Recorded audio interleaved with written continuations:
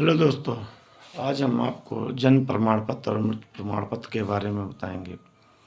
जन्म प्रमाण पत्र और मृत्यु प्रमाण पत्र की आवश्यकता क्यों हुई?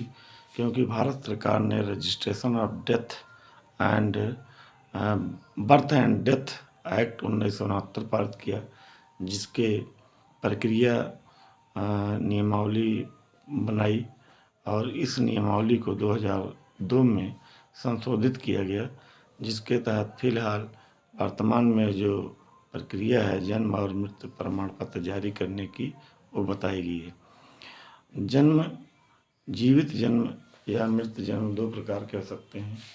यदि कोई बच्चा पैदा हुआ और जिंदा है, सांस लेता है और जो भी जीवित लक्षण होते हैं तो वो जीवित जन्म कहलाता है। यदि वो इसके अलावा है तो ये मृत जन्म माना जाता है।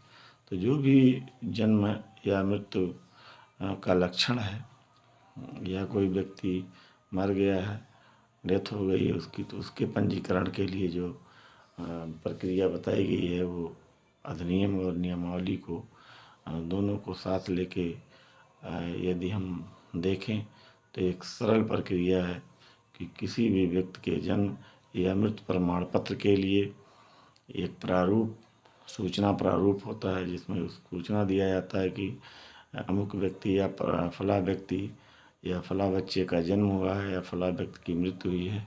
और ये सूचना प्रारूप तहसील या ब्लॉक के मुख्यालय पर मिलता है, आसानी से मिलता है। और इस प्रारूप में भरकर रजिस्ट्रार जन्म और मृत्यु को दिया जाता है। और उत्तर प्रदेश में जन्म और मृत्यु रजिस्ट्रार ग्राम सभा में जो सेक्रेटरी नियुक्त होते हैं, यानी ग्राम पंचायत अधिकारी होता है। ये बहुत ही जिम्मेदारी का काम है और वो जन्म और मृत्यु रजिस्टर रखता है, जिसके रख रखाव और उसमें प्रविष्ट की समस्त जिम्मेदारी और प्राधिकार रजिस्ट्रार या पंजीयक में होता है। तो हम ये जानते हैं या हमें ये जानना चाहिए कि ग्राम पंचायत अधिकारी जन्म मृत्यु रजिस्टर का रजिस्ट्रार है और वही ये जन्म और मृत्यु को दर्ज करता है। और दर्ज करने की प्रक्रिया ये है कि ये प्रारूप जो सूचना प्रारूप है उसको हम फुलफिल करके नाम, पता और मृत्यु दिनांक या जन्म दिनांक भरकर सेक्रेटरी को या रजिस्ट्रार जन्म मृत्यु को दें। और ऐसा सेक्रेटरी यदि ऐसा इसी सूचना 21 दिन के अंदर मिलती है तो वो दर्ज कर लेगा। और अगर 21 दिन के बाद दी जाती है लेकिन यह विलम्ब 30 दिन का है तो 2 रुपये अतिरिक्त शुल्क लेगा, विलम्ब शुल्क लेगा। और शुल्क लेने के उपरांत रजिस्ट्रार यानी ग्राम पंचायत अधिकारी जन्म मृत्यु रजिस्टर में उसे दर्ज करेगा और प्रमाण पत्र जारी करेगा। इसी तरह से यदि विलम्ब 30 दिन के ऊपर और 1 वर्ष के अंदर का है तब ये पावर रजिस्ट्रार को ना हो करके एडीओ पंचायत को होती है। आप एक प्रार्थना पत्र लिखते हैं, सूचना प्रारूप में वो समस्त विशिष्टियाँ लिखते हैं जब वो जन्म हुआ या मृत्यु हुई, और उसका नाम, पता और आवेदक का नाम, पता। आवेदक जो है घर का मुखिया हो सकता है या जिसके घर में वो व्यक्ति जन्मा है या मृत्यु हुई है उस घर का मुखिया हो सकता है, पिता हो सकता है, उसके वारिस हो सकते हैं, जैसी भी स्थिति हो। और इसी तरह से यदि वो 30 दिन के ऊपर और 1 वर्ष के अंदर का है तो एडीओ पंचायत प्राधिकारी है और उसके आदेश से ही जन्म और मृत्यु दर्ज किया जाएगा और तदनुसार प्रमाण पत्र जारी किया जाएगा।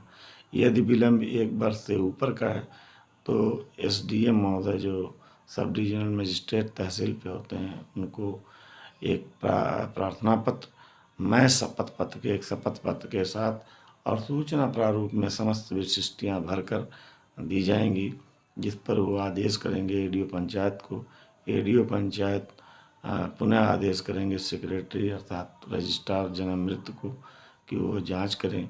और जांच के उपरांत ऐसी विशिष्ट यदि सत्य पाई जाती है, यदि सही पाई जाती है तो उस विशिष्ट को जन्म और मृत्यु रजिस्टर में दर्ज किया जाएगा और उसके अनुसार प्रमाण पत्र जारी किया जाएगा। जांच के बाद यदि प्रविष्टि रजिस्टर में की जाती है तो यही एक जिसके लिए एक प्रारूप बनाया गया है, जिस पर जन्म या मृत्यु प्रमाण पत्र दोनों के अलग प्रारूप हैं और वो जारी किया जाता है। और उस प्रारूप को जारी करने से पहले ऑनलाइन समस्त जो विशिष्टियाँ हैं, सूचना के तथ्य हैं, उनको ऑनलाइन भरा जाएगा और ऑनलाइन रिपोर्टिंग होगी। उसके बाद ऑनलाइन ही प्रमाण पत्र जारी होगा। जिस प्रकार से आय, जाति और निवास प्रमाण पत्र जारी होते हैं उसी प्रकार से। तो इस प्रकार हम देखते हैं कि किसी व्यक्ति के जन्म या किसी की मृत्यु के प्रमाण पत्र जारी करने के लिए उसका जन्म और मृत्यु रजिस्टर में प्रविष्ट होना या एंट्री होना या दर्ज होना, अंकित होना आवश्यक है। तो सबसे पहले हम उस परिवार रजिस्टर में उस जन्म और मृत्यु रजिस्टर में दर्ज कराएं। और यदि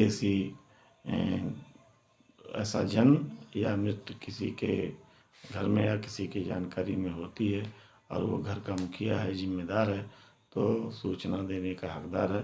उसको अधिकार है कि वो इस तरह की सूचना ग्राम पंचायत अधिकारी अर्थात रजिस्ट्रार जन्म और मृत्यु को दे। और रजिस्ट्रार को सूचना प्राप्त होने के बाद उसे भी ये उसका दायित्व है कि वो ऐसे जन्म या मृत्यु को दर्ज करे और तदनुसार समस्त प्रक्रियाओं और औपचारिकताओं के पूर्ण करने के बाद प्रमाण पत्र जारी करे, जो ऑनलाइन होगा। तो इस प्रकार जन्म और मृत्यु की आवश्यकता क्यों हुई? इससे एक पहचान, एक शिनाख्त और देश के समस्त नागरिकों को, जो देश में रहने वाले लोग हैं, उनके बारे में, उनके जन्म के बारे में और उनकी मृत्यु के बारे में एक आंकड़ा, एक डेटा उपलब्ध होगा। और इससे दोहराव, यदि ऑनलाइन है, नेट पे है, तो उससे दोहराव एक ही व्यक्ति दो जगह पर दर्ज नहीं होगा। और जनगणना में, सेंसस में ये बहुत ही महत्वपूर्ण कड़ी का काम करेगा। तो ये आज का विषय है। अगली वीडियो में हम एक नए सब्जेक्ट के साथ आपसे मिलेंगे। धन्यवाद।